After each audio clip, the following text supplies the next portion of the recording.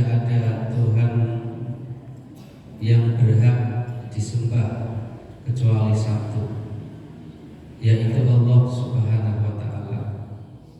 Barang siapa yang menghendaki kelak akan bertemu dengan Tuhannya, maka kerjakanlah kebaikan ketika berada di dunia, dan janganlah menyekutukannya dengan satu pun selain Allah Subhanahu wa Ta'ala. Surah Al-Kahfi ayat 110. Ayat ini memerintahkan kepada Rasul Muhammad Sallallahu Alaihi Wasallam untuk menyampaikan risalah tauhid kepada umatnya. Risalah tauhid kepada umatnya sungguh telah dibawa oleh para nabi dan para rasul, semua yang telah Allah Subhanahu wa Ta'ala turunkan. Tidak ada satupun nabi dan rasul yang diutus oleh Allah kecuali untuk mentauhidkannya. Maka jikalaupun ada faham-faham yang berbeda dengan faham orang yang bertauhid, sesungguhnya dia menyalahi kefitrahannya, keasliannya sebagai makhluk Allah Subhanahu wa Ta'ala di muka bumi. Apapun jenis dan bentuknya, apabila dia tidak bertauhid dan tidak mengisahkan Allah Subhanahu wa Ta'ala, tentu dia berbeda dengan kita.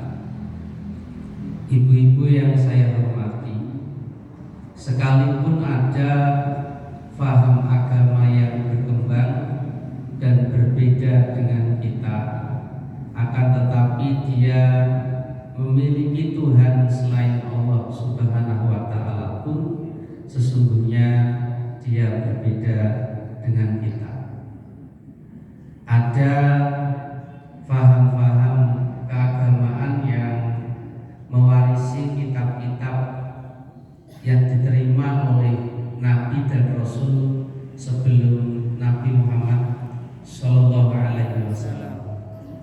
Namun karena mengalami pergeseran nilai, pergeseran agama, sehingga keutuhan nilai agama yang dibawa oleh para nabi dan para rasul sebagai risalah ilahiyah mengalami perbedaan esensi ajaran yang harus disampaikan, di antaranya yaitu tauhid.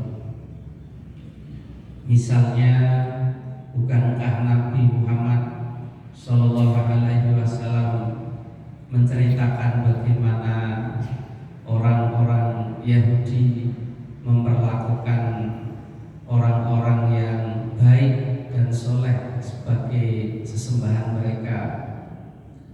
Nabi Musa bahkan diklaim sebagai salah satu di antara orang yang perlu disembah di kalangan orang Yahudi. Bahkan Nabi Isa alaihissalam juga mendapatkan klaim sebagai anak Tuhan di kalangan mereka, ketika mereka harus menyembah Allah Subhanahu wa Ta'ala secara pasti, namun sesungguhnya mereka tidak puas terhadap ajaran yang dibawa oleh para nabi dan para rasul yang sejatinya membawa ajaran tauhid yang tidak akan pernah berbeda sampai dunia ini tiada. Ibu-ibu yang saya hormati, apakah kemudian dengan